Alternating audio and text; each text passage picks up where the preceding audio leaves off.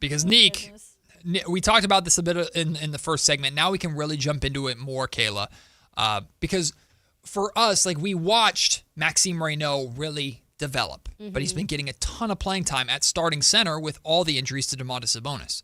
We watched Dylan Cardwell really start to shine, and he's just being himself on the floor, and he's at kind of the backup center position. And I'm not here to say that it's easier to showcase as a center compared to Nique Clifford's position. I have no idea. Basketball is hard in general for someone like me.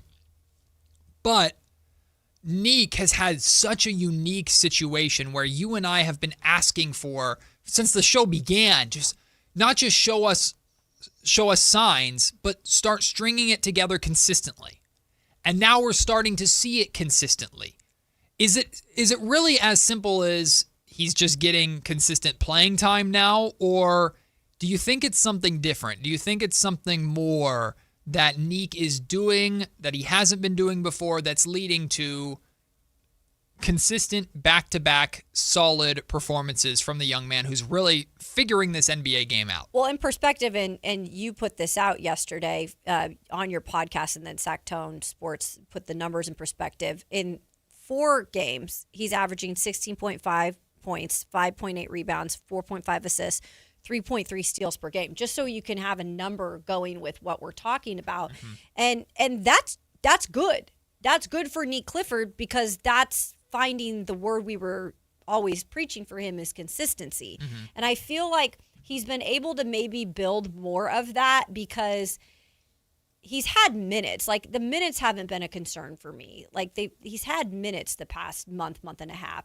But he's been playing, I think, in a role where he started a few games, so he's been able to kind of find, certain confidence in that role.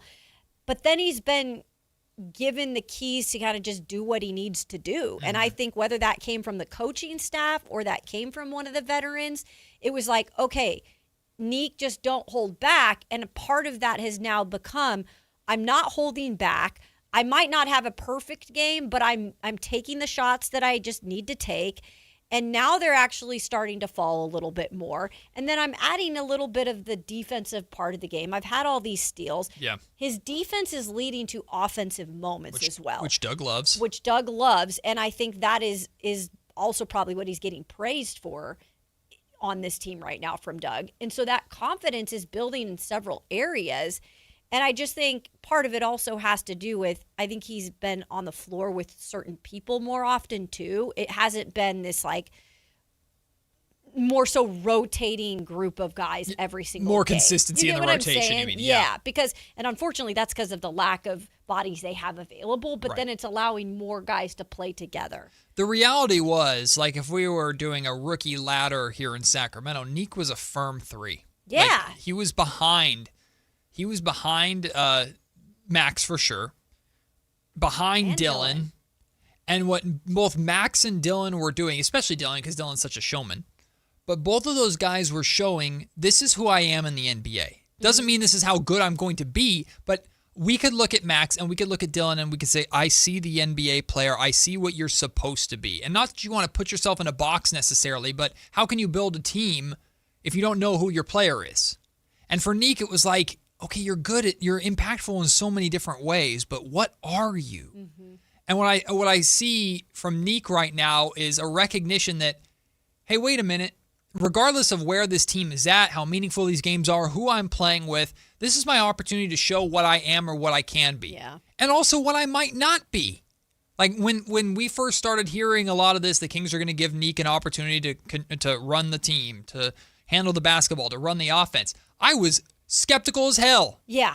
And we've seen him get that opportunity, develop, try some things. And now we're getting to a point where is Nique running the offense perfectly? No, but he's running it with confidence. He's trying things. And now you're saying, oh, maybe there is something there. You're saying, oh, maybe there is a little more to his offensive game. That step back jumper looks really, really good right now. He looks like he has a ton of confidence in it. We're seeing him defensively play the passing lanes, but offensively just not hesitate. And we're starting to see, and this is beautiful, to see a two-man game develop between him and Maxime Reynaud, which has been really encouraging. So it to me, it just simply put, you're seeing Nique go out there with a plan or with being impactful and letting himself play the game instead of being worried about how he's supposed to play the game. Yeah, I think that's a big part of it. When you're a young player, and I mean young player in terms of like you're a rookie, because I know people love to say, but he's 24 years old. That's not what I mean by what I'm saying. And it doesn't matter because he is a first year in the NBA where things are drastically different from college level and the amount of games you're playing. And we've seen it this season with Maxime. Like there's been, lulls in the type of like way or the way that they're playing because they are new, right? Mm-hmm. And they are getting used to these longer schedules. So we've seen dips in some of their plays at times. Sure. But I think all of them, minus Dylan Cardwell, unfortunately that we're not seeing right now, and hopefully he gets back soon, we're seeing, for the most part, pretty good play from them on a nightly basis. I think Reno struggled last night, but Nique made up for it in many ways as well. But I just think it's one of those things is I want to see all these guys, these younger guys, play and finish strong. Mm-hmm. And that's why I'm not going to just say I'm okay with right now what Nique's doing. I still want to see more, and I still want to see him build on what he has right now and making that chemistry with him and Max get even better. Because I think there's still some missed moments, and they don't know each other quite yet to that point where they don't have to talk or they don't have, like that can continue to build as well with these 20 games remaining with these young guys. I'm going to throw out a scenario to me and let me know if this concerns you or if you think this is a viable option for next season. Mm-hmm. I don't know if Russell Westbrook is going to be back or not. I personally lean no. Yeah. Don't bring him back. Now, if that's the case, now you're going into a summer where exactly like a year ago, you don't have a true point guard on the roster. It's funny to think about. I know. You added Dennis Schroeder. You added Russell Westbrook. Schroeder's gone. You don't bring Russell Westbrook back. You're in the exact same spot. I don't think Devin Carter is that guy. I just don't think the Kings believe in him. I don't know if there's much that they can do to change that. I think Devin Carter is going to be used as a trade chip. Malik Monk might still be here simply because nobody wants him, which I think is crazy. But I think the Kings are going to use Malik Monk as a trade chip. I'd have to believe that Scott would do something else to try and address the starting point guard position. Hopefully it goes better than what he did this time. And maybe it might end up just being Russ out of necessity again. Again, I'm not the biggest fan of that. But if I were to tell you on opening night of next season, regardless of who the Kings draft, if they draft Kingston Flemings, well, he's their starting point guard. Mm-hmm. Or if they draft Darren Peterson, whatever. If I were to tell you that Nique Clifford is looked at as we don't even have to call him backup point guard, but the secondary ball handler, the guy that when the starting point guard is out of the game, the Kings are running their offense through Nique, or at least he's the guy consistently bringing the ball up the floor. Concerning, not sure yet, or I think he can handle it. Okay, so if they get well, they need to, like you said, if they don't bring back Russ, then they are going to have to probably find a starting point guard of some they caliber, can't start right? Nique at point guard. Yeah, they can't. No, they can't. Am I okay with him maybe coming off the bench at this point? Signs are starting to point more so, yeah. I actually feel like if he continues to show he can handle that, and again, there's been some games where his ball handling, what was it, the Memphis game, where sloppy. At times it was sloppy, and so was Malik, by the way. Yeah. Because Scottie Pippen was getting to him. Junior. Yeah. But I do feel like he could, the more comfortable he gets, I think he could get more comfortable in that role coming off the bench if needed. Mm-hmm. I truly do. And maybe it would be a good thing to give him a dedicated assignment to be like, hey, next year you're going to be coming off the bench and you're going to be handling the point position. Maybe that's a good thing for Nique to specialize a little more in something without having the full pressure of being the guy that's the starting. Barring injury, I don't think there's a single chance that Nique Clifford is starting next season. Like, no, not starting. No, in general, not even a point guard. Oh, not, okay. I don't think I don't think so either. Because Zach LaVine's not going anywhere. He's not. Yeah. I'd be very surprised if Zach is traded. And if the Kings manage to do that, good job, Scott Perry. Yeah. Right? He's here, I think. Keegan Murray, in theory, is still going to be here unless they do what we've been talking about potentially doing. Which, do you notice now everybody's talking about this?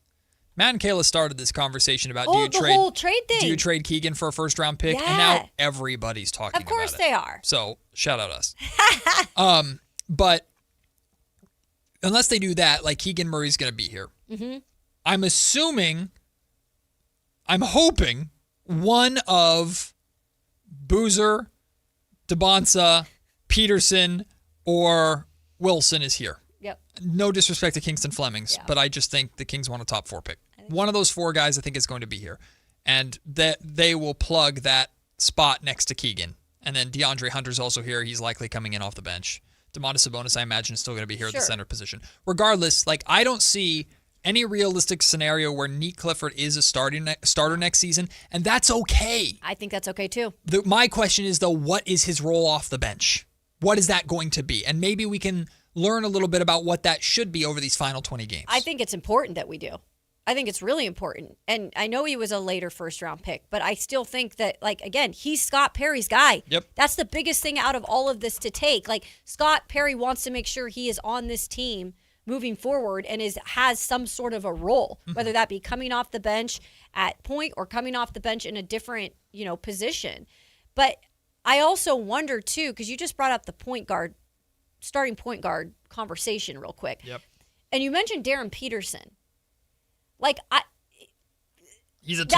He's a 2. That guy's not a PG. Yeah, he's a 2. That guy he doesn't shell out the ball. No. So that's also, even within its own right, another conversation. But so if they draft him, they still don't solve that problem, right? Right. I'm looking up NBA free agents right now because I want to look at the point guard market. I'm really curious on that too. But I do think it's okay for us to bring up the question of, if Nique Clifford, comes off the bench next year, which it looks like he's going to, because I think he is, a good depth piece. Can he define exactly what role that's going to be in? And right now, I'm okay to say maybe it is something like coming off as the point guard off the bench. I don't know. I still got to see more. That might be, and that honestly could be why the Kings are treating him the way that they're treating him, because just because he's the backup point guard doesn't mean he's a point guard. I don't know if that makes sense, but I think the Kings want to add versatility at the wing position with a lot of bodies. And that could very well I think be the Kings want a lot of guys that are 6'6" to 6'9". Yep. And they just want to have a bunch of those players on this roster. Bigger bodies. So, and ideally, more of them will be able to handle the basketball. Yeah. And I also do think that Malik Monk is likely still going to be here, so Malik is going to have some of those responsibilities too. But I think it's by design. The Kings aren't just, hey, let's see if Nique can handle the basketball. It's, hey, let's see if this is what Nique's role is going to be at the NBA level, because it doesn't mean he always has to have the basketball in his hands, but we know he's capable of doing it, and we've already seen he's capable off the ball because he impacts the game in different ways. You can have him still guarding 2s, guarding 3s while bringing the ball up the floor. And I think that's a good way to look at it, especially right now with this team that doesn't have a lot of known players for the future. You can experiment a little and have a little versatility and know that it's not a bad thing, at least next year, because you're still experimenting with what you have. Mm-hmm. All right, here are the available point guards. I'm just going to start rattling them off, and the vast majority of these ain't happening, my friends. Steph Curry, Trae Young, Kyrie Irving, Drew Holiday, DeJounte Murray, Dylan Harper, not going anywhere. Damian Lillard, not going anywhere. Davion Mitchell, not going anywhere. Scoot Henderson, Stephen Castle, Amin Thompson. Why is he there? It's team options with rookies. Yes. Okay. A lot of team options. Devin Carter, D'Angelo Russell, Marcus Smart, Jose Alvarado. There's not a lot. There's not a lot there in the free agency point guard market. Once again, that's any realistic chance of being a Sacramento King. So that might be why Russ to the Kings is likely to remain here in Sacramento in a lot of people's eyes, because there just isn't another option. And I don't see the Kings drafting a point guard in the draft unless, of course, they were to move back into the draft later in the first round. Mm-hmm. So the starting point guard position is once again going to be a major conversation for the Kings. Yep. I was just going to say, here's your list of true blue unrestricted free agents. No player options, no nothing. It's Terry Rozier, Colin Sexton, Kobe White, Ayo Dosunmu, Aaron Holiday with the Rockets, Kyle Lowry, Russell Westbrook, Jordan McLaughlin. I like Kobe White. I also know the Sacramento Kings don't have money. That's another part of this too. The Kings are probably looking for league minimums because as of right now, unless they make some trades, they're going to be a second apron team next year, Kayla, which is crazy to even say. That's the thing. We talked about all the time. after there was just the small trade that was made this year, like how much work Scott Perry had to do in the summertime. And it's just like, that doesn't even have to do with really all the stuff we're talking about now with like what roles you want guys to play. This is just all these other things. Here we go again. That might be another reason why they gave like a guy like Killian Hayes a look, which, by the way, one, I'm glad Doug Christie played Devin Carter back over Killian Hayes in the rotation again last night. That was the absolute right decision. That should still be the decision going forward. No disrespect to Killian Hayes. I don't see anything that suggests you're an NBA player. There's nothing there that's really stood out to me. Right. He is technically under contract for another like 4 days or something like that. The Kings could technically give him another 10-day contract if they want an extended look. I don't know why they would. Like I don't see a thing. I don't care to see anything more. I don't see a at thing this point from Killian Hayes that really matters. Like, you got your opportunity. You know that was the time length that you were given. And maybe, like, what do they have to lose? I don't know. I mean, if they bring him back, maybe they're looking for something we haven't seen yet. But I think he's been given enough time. We might. I mean, it's really not that big of a deal or bad of a scenario. But Russell Westbrook coming back might just make the most sense. Just he's familiar. Another league minimum deal.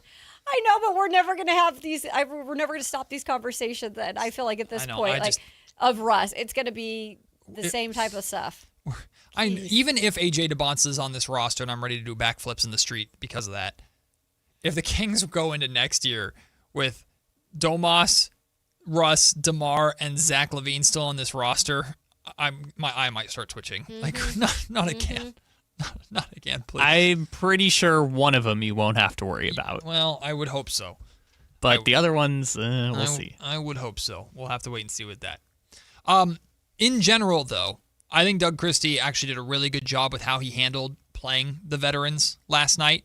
Russell Westbrook played 22 minutes. DeMar DeRozan played 22 minutes. Look, if these guys are going to play, if these guys are going to be here, Doug's not going to move them out of the starting lineup. Why should we believe any differently? There's been no reason to believe that, even if I would want that to happen. I'm not the biggest fan of Russ being second on the team in shot attempts with 16. It felt more egregious early than it did for the remainder of the game. Kind of cooled down a little bit. You change those first 7 minutes to Russ playing how he was playing for the rest of the game. Those other, what's 22 minus 7? Those other like 15 minutes, right? Yeah. 22 minus 7 is 15? Oh, yeah, I guess it is. Brain. You got it. Hey, look at me. Those other 15 minutes, I thought the way Russ played was fine. So make that 22 minutes of that from Russell Westbrook. I'm okay with that. It's to me, that is a good, realistic compromise of the veterans still get playing time, but the focus was very much on Nique Clifford last night. But then, like, that also, when you just brought up the fact that they bring him back at point guard next year, that also makes me think, man, is he going to be regulated to that every game starting from the beginning next year? Because that sure was not the case majority of the season here. Right. Very right. Very right. Because if that's the case, like, that's going to be a hard pill to swallow for Russell Westbrook. From 1970, Ronan on the Sactown Sports 1140 YouTube chat. If Russ comes back, I'm taking a year or 3 off. Yeah. Really, that's where you draw the line. It's just Russell Westbrook. I didn't know that was the straw that broke the camel's back. After all the awful things the Sacramento Kings have done to you over the last 14 months, that's where you draw the line. I'm leaving because my team brought a future Hall of Famer in. Damn it! I Who can't the young guys really like. Yeah, they do really like him. They do really like him, but I would really like to see the young guys play, not. Well, maybe we treat him like Udonis Haslem next year, huh? I don't think Russ would ever go for that. In fact, then they won't sign him. No disrespect to Udonis Haslem, but I think Russell Westbrook would take that as an insult. You're saying he won't take the Doug McDermott role next year? I very much doubt that Russell Westbrook would be game with that. Yeah, that would be kind of weird even see. We'll have to see. We'll have to see.